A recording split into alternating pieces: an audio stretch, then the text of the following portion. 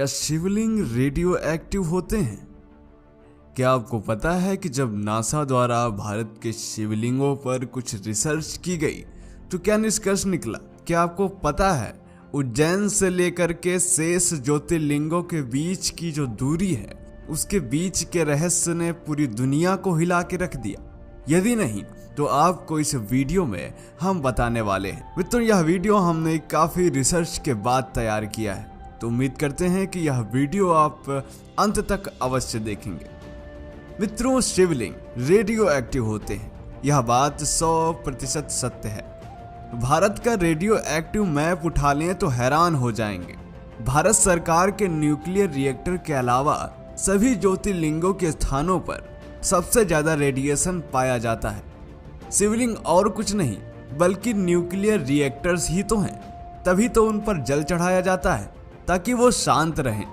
महादेव के सबसे प्रिय पदार्थ जैसे कि बेलपत्र, आक, धतूरा आदि सभी न्यूक्लियर एनर्जी सोखने वाले हैं। क्योंकि शिवलिंग पर चढ़ा पानी भी रिएक्टिव हो जाता है, इसलिए तो जल निकासी नलिका को लांघा नहीं जाता। भाभा एटॉमिक रिएक्टर का डिजाइन भी शिवलिंग की तरह ही है। शिवलिंग पर चढ़ाया हुआ जल नदी के बहते हुए जल के साथ मिलकर औषधि का रूप ले लेता है।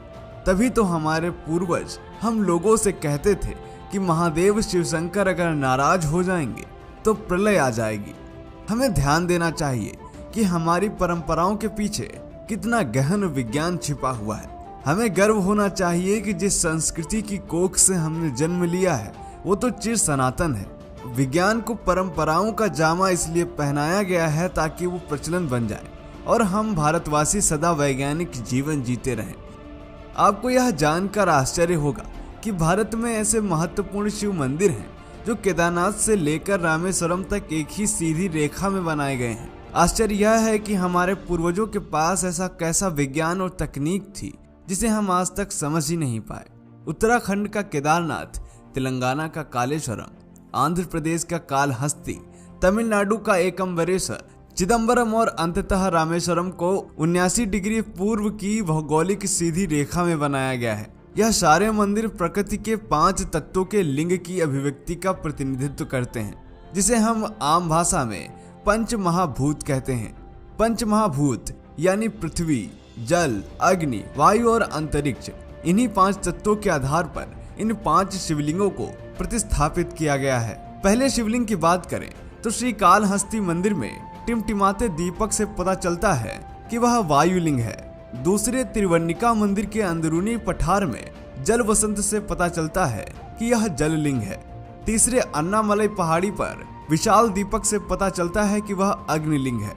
चौथे कंचीपुरम के रेत के स्वयंभू लिंग से पता चलता है कि वह पृथ्वी लिंग है। और अंतिम और 5वें चिदम्बरम की निराकार अवस्था से भगवान की निराकारता यानी आकाश तत्व का पता लगता है। भौगोलिक रूप से भी इन मंदिरों में विशेषता पाई जाती है। इन 5 मंदिरों को योग विज्ञान के अनुसार बनाया गया था और एक दूसरे के साथ निश्चित भौगोलिक संरेखण में रखा गया है। इसके पीछे निश्चित ही कोई विज्ञान होगा जो मनुष्य के शरीर पर प्रभाव करता होगा।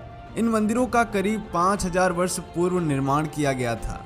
उन स्थानों के अक्षांश और देशांतर को मापने के लिए कोई उपग्रह तकनीक उपलब्धि नहीं थी, तो फिर कैसे सटीक रूप से 5 मंदिरों को प्रतिस्थापित किया गया होगा?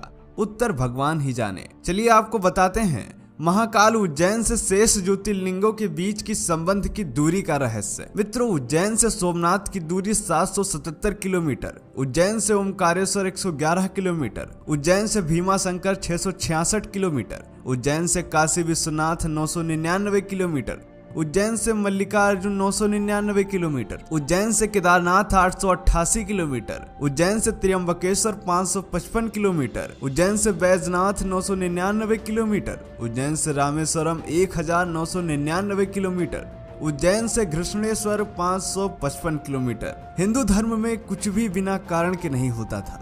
उज्जैन पृथ्वी का केंद्र माना जाता है, जो सनातन धर्म में हजारों साल से मानते आ रहे हैं। इसलिए उज्जैन में सूर्य की गणना और ज्योतिष गणना के लिए मानव निर्मित यंत्र भी बनाए गए हैं करीब 2050 वर्ष पहले। और जब सैकड़ों साल पहले पृथ्वी पर काल्पनिक रेखा यानी जिसे कर्क रेखा कहते हैं अंग्रेज वैज्ञानिक द्वारा बनाई गई, तो उसका मध्य भाग भी उज्जैन ही निकला। आज भी वैज्ञानिक उज्जैन ही आते हैं सूर्य और अंतरिक्ष की जानकारी के लिए। तो मित्रों, कैसी लगी हमारी यह आज की जानकारी, कमेंट करके बताएं। वीडियो पसंद आया हो तो लाइक करें और सब्सक्राइब करें द साइंटिफिक हिंदू को। जय हिंद, जय भारत, वंदे मातरम।